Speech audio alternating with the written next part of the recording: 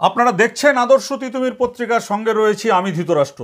আজকে আমরা রাজ্য প্রশাসন খোদ মাননীয় মুখ্যমন্ত্রীর কাছে একটা প্রশ্ন তুলতে চাই, প্রশ্ন রাখতে চাই মুখ্যমন্ত্রীর কাছে যে মাননীয় মুখ্যমন্ত্রী আপনি বলুন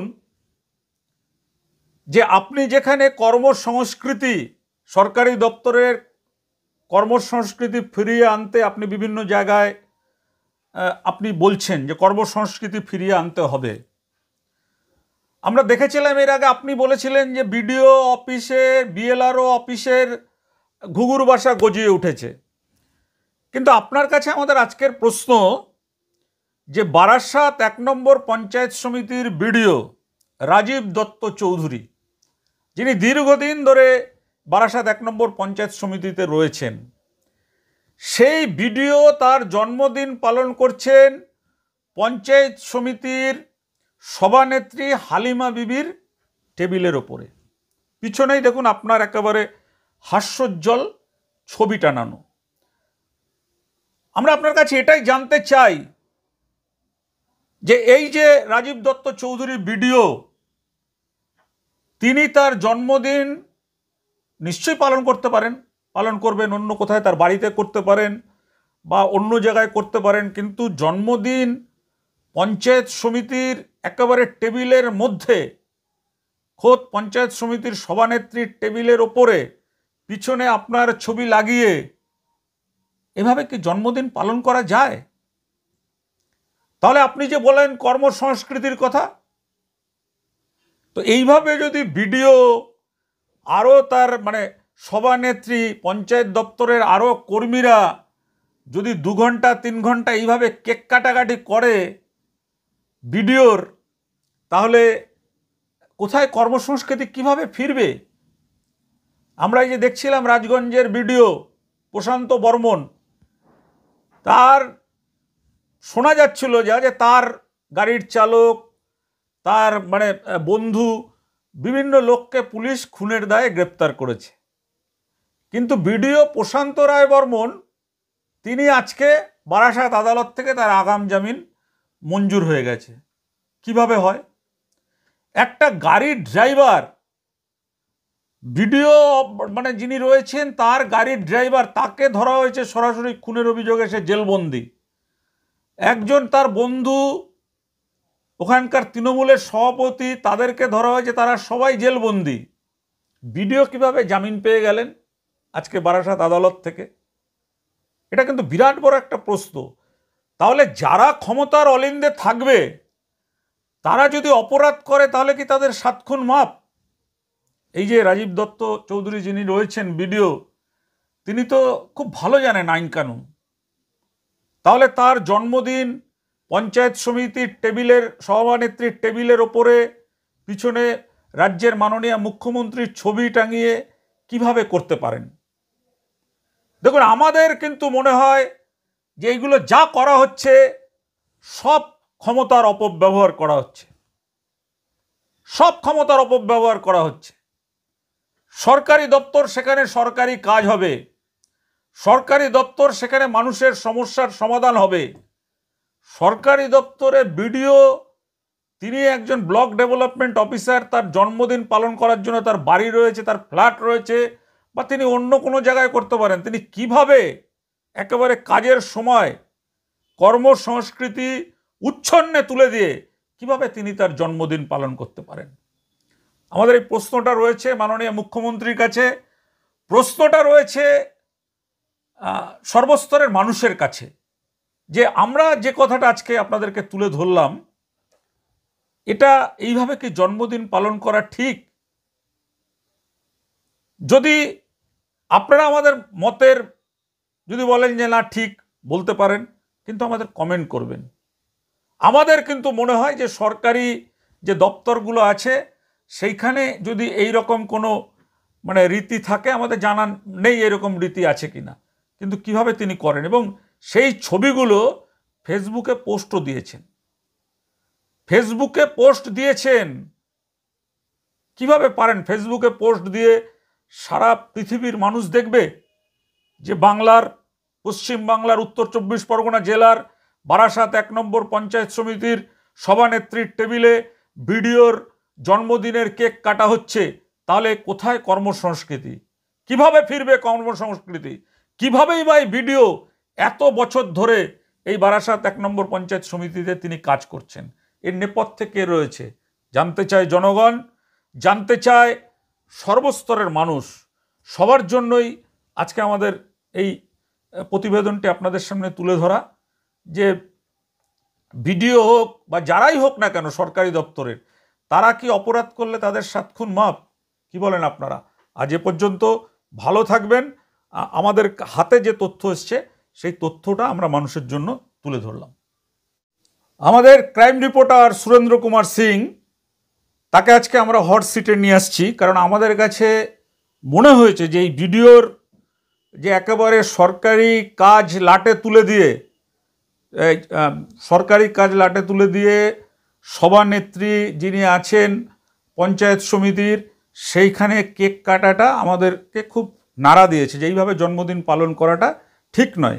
এই বিষয়ে আমাদের ক্রাইম রিপোর্টার সুরেন্দ্র কুমার সিং তিনি বিভিন্ন জায়গায় কথা বলেছিলেন, এবং কথা বলে তার কি অভিজ্ঞতা হলো সেটা আপনাদের সামনে তুলে ধরছেন। আচ্ছা সুরেন্দ্র সিং, এই তো দেখলে আজকে যে ভিডিওর জন্মদিন একেবারে সরকারি টেবিলে পিছনে রাজ্যের মুখ্যমন্ত্রীর ছবি দিয়ে জন্মদিন পালন করে সেই ছবি আবার ফেসবুকে পোস্ট করা হয়েছে। এই বিষয়টা যে তুমি সারাদিন আজকে ঘুরলে, কি তোমার মানে সবার সাথে কথা বলে তোমার কি মনে হলো? আমি একটা এইরকম পোস্ট দেখেছি ফেসবুকে, দেখার পরে আমারকে লাগলো কি এটা খবর করা উচিত। কেন খবর করা উচিত? কি যতই যে হোক, ভিডিও হোক, এমপি হোক, এমএলএ হোক, যে হোক, ওরা কারা? এরা হচ্ছে পাবলিক সার্ভেন্ট। এদেরকে পোস্টগুলো দেওয়া হচ্ছে পাবলিককে সেবা করতে জন্য, জনতাকে সেবা করার জন্য। কিন্তু এরা জনতাকে সেবা না করে যখন ওরা ওই সিটটা, হট সিটটা পেয়ে যাচ্ছে, তখন এরা সাহানসা হয়ে যাচ্ছে। এরা ভাবছে কি এবার পাবলিক উপরে আমরা হুকুমত করব। এরা পাবলিক উপরে হুকুমত করা চালু করে দিচ্ছে। এই ভিডিও হচ্ছে, উনি পার্সোনাল বাড়িতে গিয়ে জন্মদিন মানাতে পারেন, আমাদের কোনো আপত্তি নেই, ঠিক আছে। কিন্তু তুমি কাজের সময় যেখানে মানে জনতা দুঃখ যন্ত্রণা শোনা যাবে, ওইখানে তোমরা মানে কাজকর্ম লাটে তুলে দিয়ে জন্মদিনের কেক কাটা হচ্ছে বিভিন্ন লোকজনকে নিয়ে। এইসব দেখে আমাদেরকে লাগলো এটা খবর করা উচিত। কিন্তু এরা হচ্ছে পাবলিককে সেবা করে জনতা সার্ভেন্ট, কিন্তু এরকম কেক কাটাও তো উচিত না। আমরা সাধারণ মানুষ, একটা অফিসে যাচ্ছি আমরা কোনো কাজ করাতে জন্য, ঘন্টা পর ঘন্টা আমাদেরকে বসানো হচ্ছে, বসে রাখছে, যে ভেতরে কেক কাটছে, বলছে বাইরে বসুন, এখন নেই সাহেব নেই। আরে তোমার তো কাজ হচ্ছে পাবলিক সেবা করার জন্য, তোমার কেক কাটার জন্য অফিস দেওয়া হয়নি। এইটা তোমার পার্সোনাল অফিস না, এটা সরকারি অফিস। আর সরকারি যত অফিস আছে ওইটা হচ্ছে পাবলিক প্রপার্টি, পাবলিককে সেবা করার জন্য ওইখানে দেওয়া হয়েছে। কিন্তু এখানে কেক কাটতে তুমি পারবে না, তোমাকে রাখা হয়েছে পাবলিক দুঃখ যন্ত্রণা শোনার জন্য, ওদের কি কষ্ট আছে, কি প্রবলেম আছে ওই শোনার জন্য। কিন্তু তুমি ওইখানে কেক কাটছো, ওইখানে মজ মস্তি করছো, এইটা তো উচিত না। আমার তো মনে হয় যে এই যে ভিডিও যারা চাকরি করছেন, এই ভিডিওদের চাকরির যে তোমার ম্যানুয়াল আছে, সেই ম্যানুয়ালেও নিশ্চয় স্পষ্ট করে বলা আছে যে এই ধরনের সরকারি কাজ হ্যাম্পার করে বা সরকারি কাজ বন্ধ করে দিয়ে আর তার জন্মদিন ওই সরকারি অফিসের মধ্যেই কেক কেটে পালন করা, আবার সেটা ফেসবুকে প্রচার করা, আমার তো মনে হয় এটা শৃঙ্খলা বিরোধী। একদম এটা শৃঙ্খলা বিরোধী। কিন্তু এখানে কোথাও লেখা নেই কি তুমি সরকারি অফিসে বসে পার্টি করবে, কেক কাটবে, এরকম কোথাও লেখা মানে মনে হচ্ছে এমন আচরণ করছেন যে রাজ্যের মাননীয় মুখ্যমন্ত্রীর ছবি পিছনে আমাদের তার সামনে কেক কাটা হচ্ছে।